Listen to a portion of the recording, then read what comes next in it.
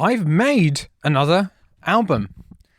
And yesterday was my last day working to deadline. I ended up going to bed, for me, pretty darn late because I had to wake up this morning for the final Make an Album with Mike group session of the first group. There's a second one starting next week. So I'm straight on to making another album. But let me talk about yesterday before anything else, because what I'm going to do today is talk about the final day and the pretty stressful day that I had, and it really wasn't looking good at one point.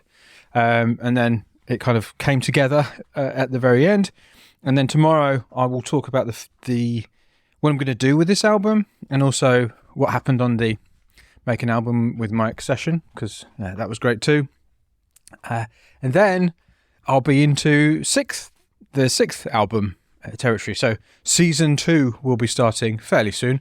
Probably not straight away, but I'll do. I think there's a few things I need to wrap up with about this album, so that I can kind of put a full stop on the story, and then we'll be into season 2 where I'll be making my 6th album. So that's what's happening. So let me now move on to what happened yesterday. So I think one of the first things I did was I recorded another one of these podcasts talking about the previous day. And then, I had a coach training call, and then I had to take my son to a mountain bike shop, and then Sally kindly gave me a couple of other errands to run.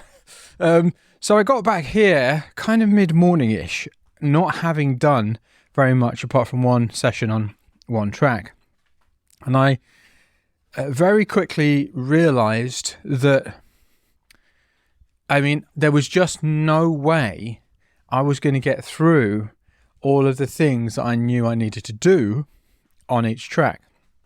And I did have a moment, because, in reality, I'm not actually sending it off to a mastering engineer. There's no real label waiting for it. There's no one waiting for anything. It's not like my first album, Smorgasbord, which I tell the story of in a previous The Album episode. It's quite a funny story. It's called Storytime Smorgasbord, I think, is the name of the episode. So if you've missed that one, listen to that one. Where I stayed up for goodness knows how long and had a shocker, but so it wasn't like that. This was a deadline of my own making.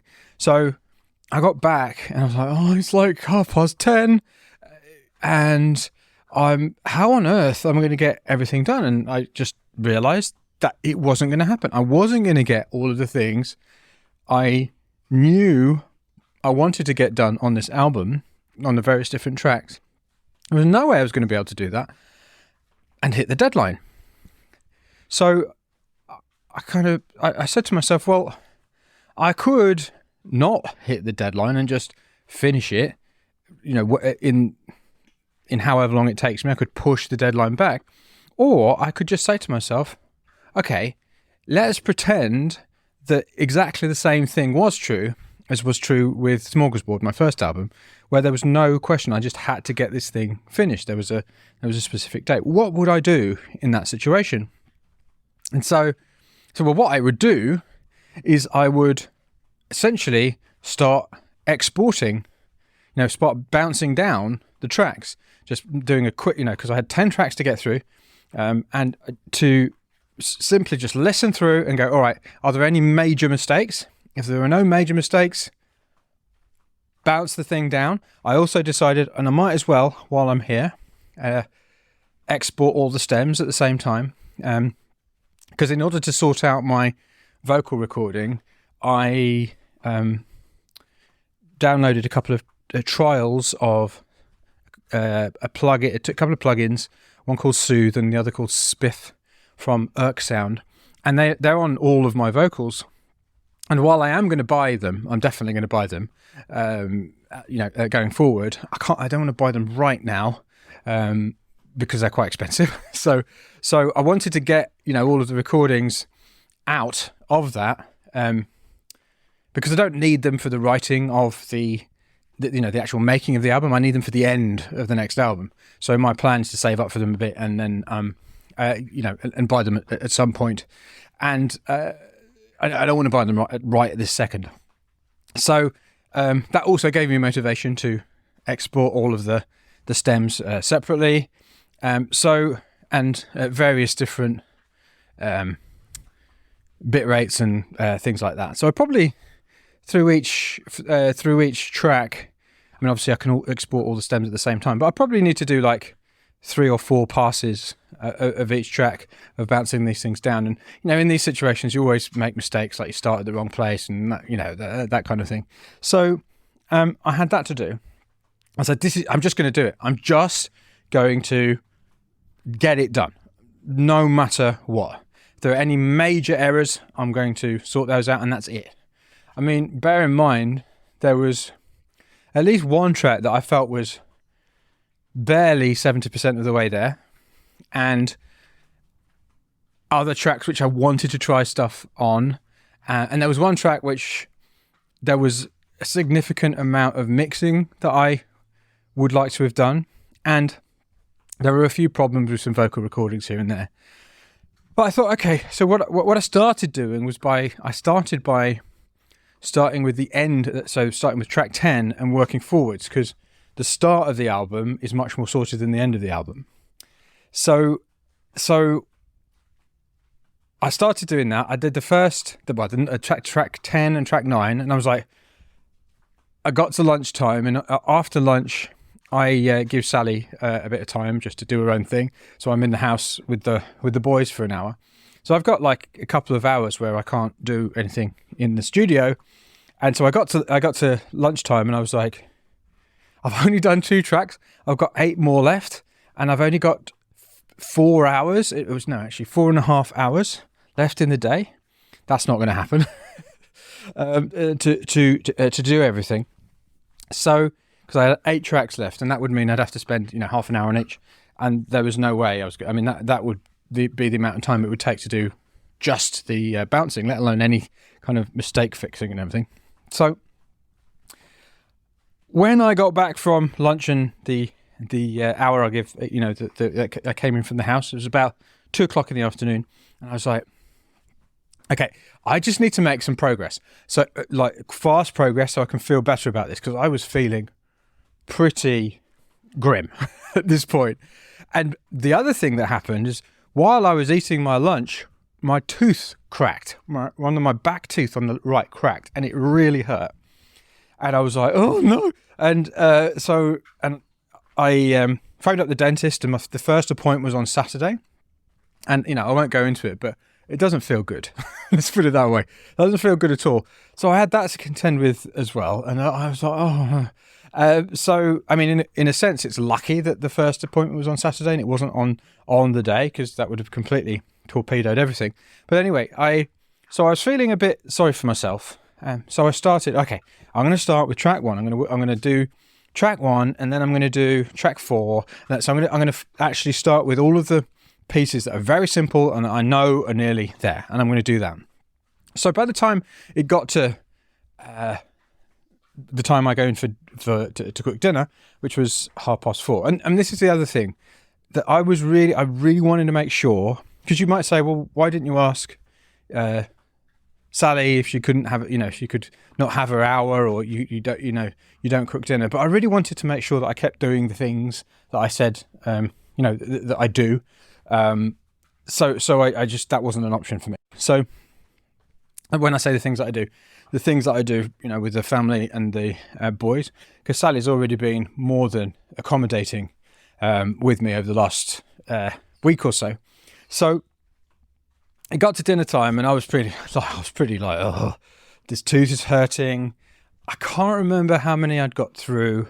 I think I'd done 5 or 6 tracks. I'd exported them all, and so I was making progress, but I was still thinking, oh no, actually, what am I talking about? Yes, that's right. I had done 6.5. I'd done 6.5, so I had 3.5 left. When I say 3.5 left, I think I'd exported 1 version of the half, and I still had some more to do. So anyway, it got to the evening, and I got the 1.5. Yeah, I got 1.5 done. So I exported the half one, and then another, and then it came to the final 2 tracks.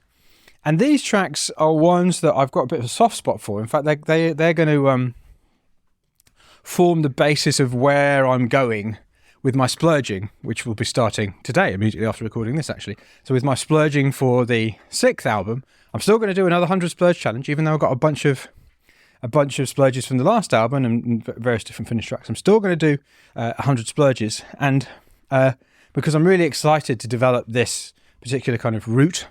It's quite electronic. It's a bit weird, and it's got this particular kind of vocal thing. So I really wanted to do my best, like, because with the other ones, it was a process. I was just like exporting. This will do. Yeah, it's like, I mean, remember what I was saying? Was it yesterday or the day before yesterday? Where I strongly believe that one of the things that makes you a pro is you say you're going to finish on a deadline, you finish on the deadline. You can do that. Yeah, it's just, this is it. So I really wanted to do that. But I said to Sally, is it all right if I, instead of just doing 2 hours in the evening, I come in later? Because I just want to make sure that I get this thing done as well as I can. And she said, fine. So not unfortunately, because I was looking forward to it, but I did have to get up at 4 a.m. this morning. So that was I had to get up at 4 a.m. to do the make an album with Mike Call of this group, this team, and also I had a bit of preparation to do for the workshop we were doing, which is all about releasing and brainstorming, that kind of thing. So I had all these things on, and I worked on the final, the penultimate track. And it went pretty well. I knew what I needed to do. It was just a bit of vocal sorting out. No, the penultimate track, that was right. What I ended up deciding to do was actually re-recording the vocal, because this is one of the things about finishing that you'll find is that there are 2 things that happen when you're finishing a piece of music. Number one is that as you fix certain problems, other existing problems become obvious, which you weren't aware of before. So when your mix is a bit of a mess and things are all over the place and you've got too many parts in, and it's masking a lot of crap, basically, a lot of stuff that needs to be sorted out. All right, so that's one thing that happens. The second thing that happens is as you solve problems, that actually creates other problems that weren't there before. And they might not be as big problems, but it still creates other problems. So those are the 2, that often happens at the end of the process.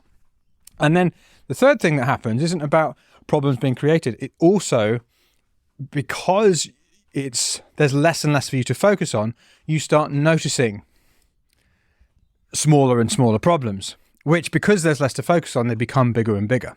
This is definitely the experience that I had yesterday when I was kind of in the doom. I was like, because with some of the tracks, I was just going, I just need to export this. I just need to get this exported. Oh, it's crap. There's this problem. There's that problem. I'm not going to have time to sort it out, but I'm just going to export it anyway. It'll do. It was that kind of feeling. But what I now realize is that those problems weren't half as bad as I thought they were at that point, because I was in this finishing mode. Anyway, I'm coming back to the penultimate track which I re-sang. I could not get past the fact that the vocal performance just wasn't cutting it on this track. So after dinner, I came in here and I played it, and I did everything else I needed to do, but I was like, I think I'm just going to have to re-record it. I'm just going to have to.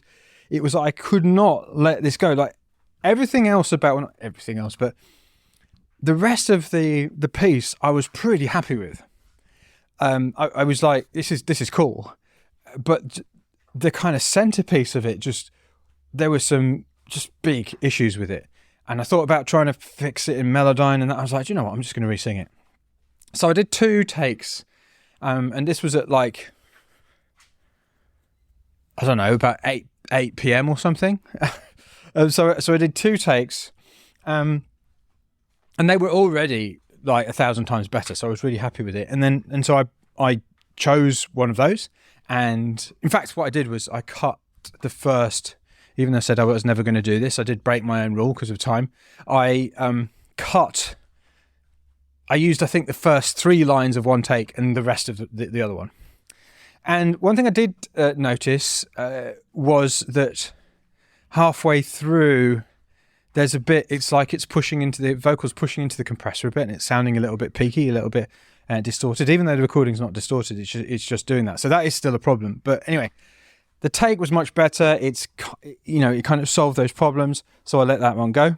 And then with the final track, it was a bit concerning because I wasn't quite sure what the problem was. All I knew was that the latest version wasn't as good as the previous one. Anyway, I quickly sorted out that issue. It was that I had put some kind of room type reverb on something that was masking some other stuff. So I sorted that out, and that was done. And I finished everything at about 11:15. And I had the playlist. So I had so what finishing meant for me was I had all the stems of all of the tracks. I had clean mixes without any limiting of each of the stereo out of the mix bus, and I had them at various different kilohertz and bits, different resolutions.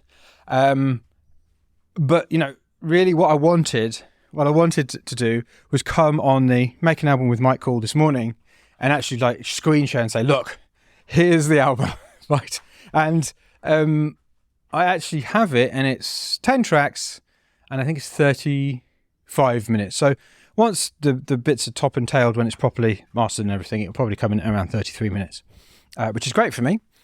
So unfortunately, though, at the very last minute, I just sort of played one back, and just noticed that I'd made a mistake with one of the vocals, and it was coming in too early, because I had to move a lot of the arrangements 4 bars in, just so that I could do the proper, clean mix. And I hadn't done it with one of the tracks, and so just as I thought, oh great, I'm going to go to bed now, I was like, oh. So I basically had to go to that one, back to that one, and I exported it. Anyway, I went to bed a very tired but fairly happy man, and then woke up at 4 o'clock this morning with 5 hours sleep, which isn't bad. It's not the end of the world. And did the Make an Album with Mike call. And after the call, and I'll talk about the session tomorrow and about what I'm going to do with the release of this album and what I'm thinking about it, because I really haven't focused on how I'm releasing the album, whether I'm releasing it as an album, whether I'm releasing it single, what I'm going to do with it, how I'm going to promote it, thoughts have come into my head, but I've just been focused on the next step all the time. And this is something I think is really important for you to do as well. It's like very easy to stop yourself from doing anything because you're always thinking about 10 steps ahead. Like so often people say to me, do you have any courses on how to release music? And I go, how much music have you made? And they're like, well, none. I'm like, why do you need a course on how to release music before making any music? It's like, I think you might be putting the cart before the horse there. So, and I do understand it. People want some kind of certainty. But at the end of the day, particularly with music and musicians, it's a very product-centered thing. Like it's all about the music. I mean, it's not 100% about the music. There's things as well, which is something that I will talk about over the next couple of days. But really, you got to get your product sorted. You've got to get the music as good as you can possibly get it. So that's what that's what I've been focused on. So anyway, we did the call, we did the session with Make an Album Mike. It's very emotional for me. I've never had. I'm going to talk about this more tomorrow, but I've never had an experience like it with an online program where I've really.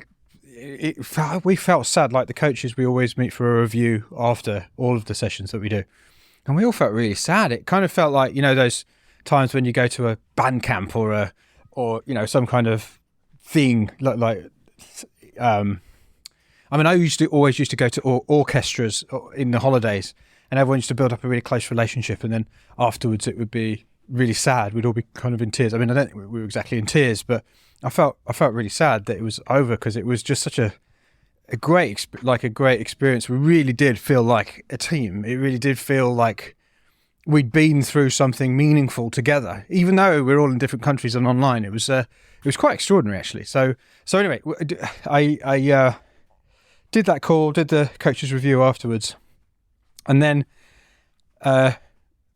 bumped into Sally, who I hadn't seen for a while because she was asleep by the time I went to bed. She was like, "Oh, I see you exist." I was like, "Yes, I finished my album." Anyway, I'm gonna go and drive, like as I often do, and just listen to it. I'm gonna listen to it. I'm gonna go and get a coffee. I've actually given up coffee, but I've been allowing myself a cheeky little coffee at the coffee shop as a little break to go and drive for the last week. So I'm gonna go and have one last coffee and listen to it. So I went and she gave me some shopping to do and stuff. So I did that and I listened to it, and it was quite extraordinary how few of the things that the day before, at the same time the day before, I thought were like deal breakers. I mean, I really did feel when I started exporting these pieces that I was finishing something that was essentially 70% finished, right? I really did feel, I was like, oh God, I'm just doing this because, why am I doing this? This is one of the reasons I was feeling sort of so down about it. And while I don't want you to get me wrong, there are some mistakes on it. There are some things that I would change. Like, so for instance, as I already said on that track, there's one, it's just a couple of vocal notes, and they're quite long ones, where it just pushes into the compressor a bit too much and it's a bit like things like that. There's a couple of bits where something's too loud, something cuts out kind of a bit abruptly. That kind of those kinds of things. So it's by no stretch of the imagination is it perfect, but I can hand on heart say that if this was going to a mix and mastering, a mastering engineer, not mix engineer, a mastering engineer, I would be okay with it. It would be, if this was the days when that was what happened, it's not like I would go, right, we need to stop the mastering session. It would be that I would live with it. It would be fine. I would have finished it on a deadline. Now, my only question is, given that there are some things that I would like to improve, so that vocal being one of them, what do I do? What do I do in this situation? Because it's not with a mastering engineer. It's not, it's not going to go to, it's not at a mastering engineer's place now. There's no one waiting for anything. And I mean, I don't really know, because as I've said before, what I'm excited about right now is, number one, working on the next album, on the 6th album, because what I've learned on this one is just put the fire in my belly to keep going down this track. And I'm really excited to start the next one. Use what I've learned from this one to move to the next. And, the whole singing thing is really exciting to me as well, because there are some moments, even though I've definitely kind of massively processed the vocals it's like a thing that I've done. Still, there are some bits which I think are quite good, right? So I'm really excited about that. I'm excited about songwriting. I'm so excited about what I can do with lyrics. I think there's a voice waiting to be developed. So there's that. And I'm also excited to share with you in various different ways, and I'll talk more about this later, to share with you how I'm thinking about releasing the album, how I'm going to do it, because it's a brave new world out there, yet again, with the advent of AI tools and all kinds of things like that are happening. So I'm really excited about that as well. And to be honest with you, like tweaking these little things isn't exactly what I want to be doing. It's not like at the highest of my list of priorities. So I think what I'm going to do is I'm just going to chill on it for a week. I mean, one thing that I think I would like to do is to actually, in some way, release this version of the album, whether it be, I don't know, maybe even on a podcast, maybe sort of on this podcast or on a podcast or something. But anyway, what I'm going to do, I'm not going to make any decisions right now. I want to talk to you more like over the next few days, just to round out this season of the album. I want to talk to you about, the thoughts I've been having around releasing, and maybe I will kind of think out loud, think through exactly how I'm going to approach what I'm going to do with this album. Because if I want to release it properly, then it is going to have to be mastered. And I don't even know whether I'm going to send that to someone else or do it myself. So, and I don't know whether I'm going to fix the mistakes or fix the things that I want to get fixed, and where the line is. Because the trouble is with going back to them, this is what I fear. The trouble is with going back to them is that if I go back to them, it can be like a Pandora's box where you just open it and you just end up redoing everything, right? And it's like I haven't really finished it. I needed to, as I said a couple of days ago, yesterday, I needed to close this box so I can move on to the next one. I needed to put an underline on it, a full stop on it. And I feel that while I would like to sort out a few of the things, because obviously I want it to be the best it can be, but at the same time, I'm more concerned about this album is just a waypoint. It's a milestone on my ongoing progress as a musician. It's and as an artist, it's not the be all and end all. It's just something I did. Here's what I did. Listen, mummy, here's what I did. And that's what it is. It's not the most important thing. And so what I think I'm going to do is I'm going to give it a bit of space. I'm going to listen to it maybe a couple of times more with a bit of a gap in between. Maybe I'll just do the same thing as I do with when I put things into, in the music machine, put things into done and don't listen for 7 days. Maybe what I'll do is I'll give it a few days without listening at all, and then give it a listen and make some kind of a judgment then, some kind of a decision as to what I'm going to do about the mistakes. Because I think there are going to be some mistakes which are just, when I say mistakes, there are going to be some things that I would like to do which are just like, well, will it improve it? It might not. And I would think I would leave those alone.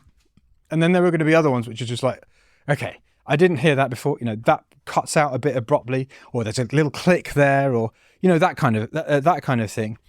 That might be something that I choose to change, but I don't know. Maybe not, because I think it really is true to say that I did it. I finished this album, and just between you and me, I'm a little bit proud of myself. I feel quite happy about it, especially given the absolutely brutal day I had yesterday, psychologically brutal. And what you want to take from this is that at the end of the or even in fact at any point in the process, you're going to have ups and you're going to have downs, and you're going to think that it's just not possible. And it is just absolutely essential in those moments not to give up. Just like when it feels like it's not working, that's when you want to just go, all right, 1 foot in front of the other. I'm just going to, this is just a process.